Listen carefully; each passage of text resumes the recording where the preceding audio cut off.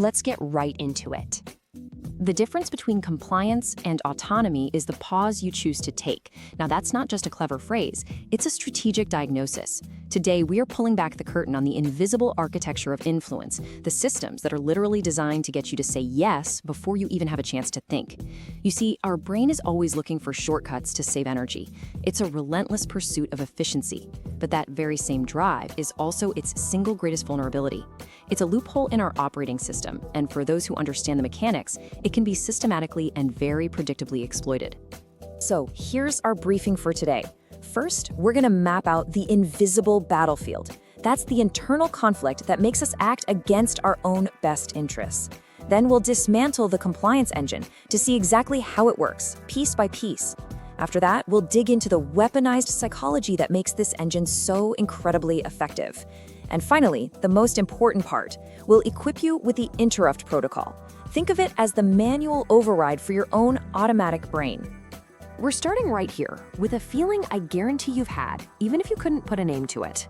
It's that moment of pure confusion after you've agreed to something or bought something or committed to something you didn't really want. Now, I want you to know, this isn't some personal failing. It's the predictable result of being psychologically outmaneuvered. It's a system. The technical term for this internal tug-of-war is cognitive dissonance.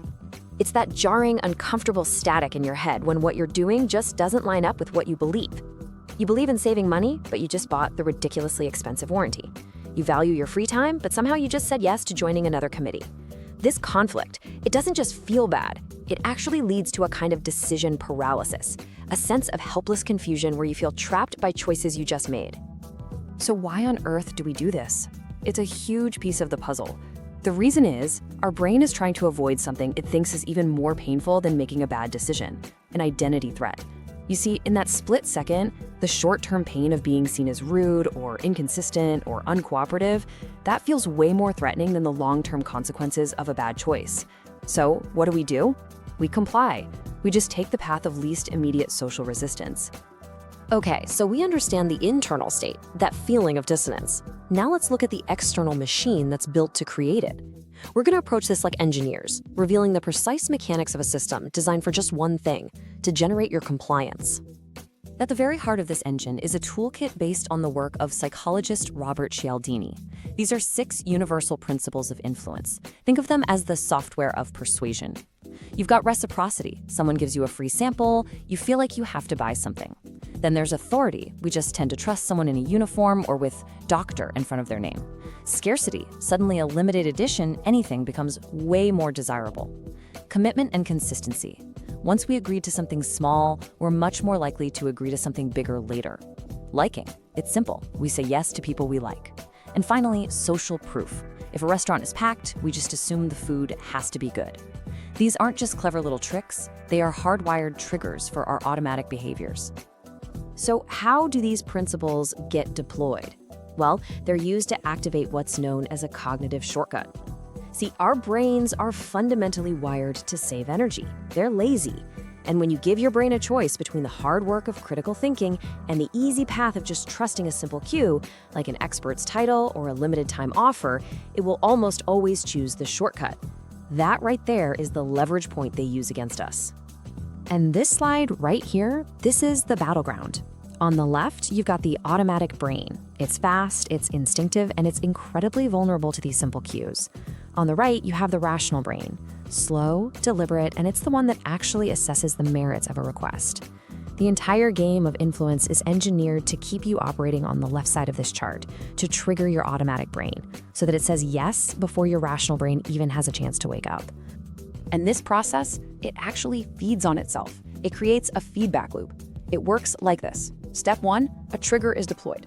Let's say a salesperson says, "This is the last one in stock." That's scarcity. Step 2, your automatic brain takes the shortcut, and you buy it. You comply.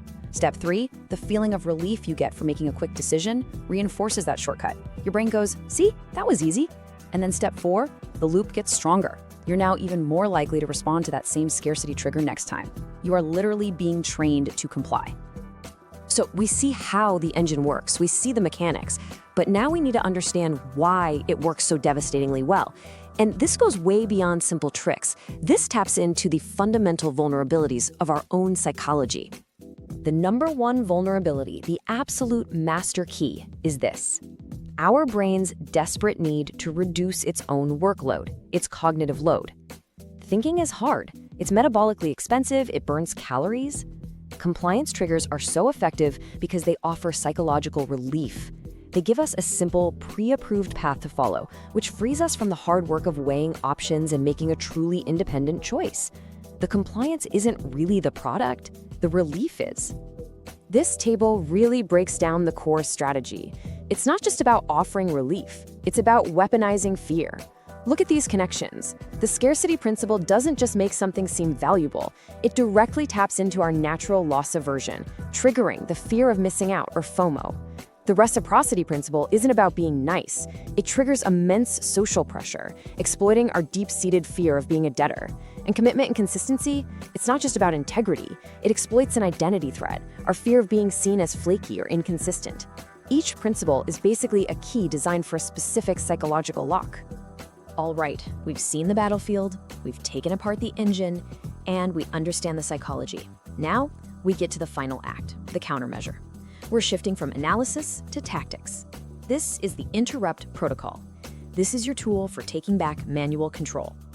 The very first step is to recognize the signal. You have to learn what it feels like when a compliance trigger is being used on you. And it's not subtle. It's a strong, immediate impulse deep in your gut, a sudden urge to say yes, to act now. And that feeling is almost always paired with a sense of manufactured urgency. It's that pressure, that feeling that if you don't decide this second, you're gonna lose out. That feeling, that is your alarm bell. The moment you feel that signal, that alarm bell, you deploy this 3-step protocol. It sounds simple, but it's incredibly powerful. First, and this is the most critical part, pause. Physically stop moving, take a breath, don't speak, don't even nod. This one action breaks the momentum of that automatic response. Second, verbalize the core question. We'll get to that in a second. And third, assess. Your job here is to surgically separate the cue, the scarcity, the authority, from the actual request, and then analyze the request all by itself. This is the question. You have to ask it, either out loud or just in your head. Am I about to do this because it's a genuinely good idea for me? Or am I doing it because of the cue, the pressure, the obligation, the authority? Just verbalizing this question is an incredibly powerful act. It manually engages your slow, deliberate, rational brain. It's like flipping a switch that breaks the feedback loop and pulls you from the automatic side of your brain over to the rational side. Now, of course, understanding these tools isn't just about defense, it's also about using them responsibly.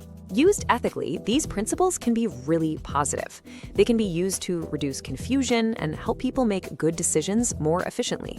For instance, a public health campaign that uses social proof by saying 85% of your neighbors have gotten their flu shot. That isn't manipulating people, it's using a mental shortcut to encourage a healthy group norm.